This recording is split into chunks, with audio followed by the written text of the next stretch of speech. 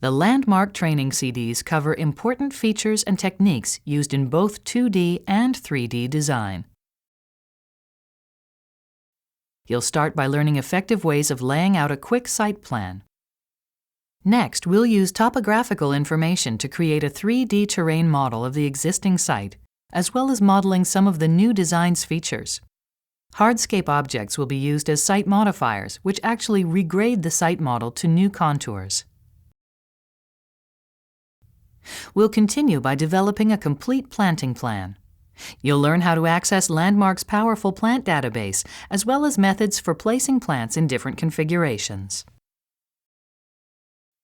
With the drawing complete, you'll see how viewports with different visibilities can be used to create multiple drawings, such as concept, grading, and planting drawings, out of the same base model. Once the planting plan is completed, we'll add a plant list and learn methods for batch printing all of the drawings in our set.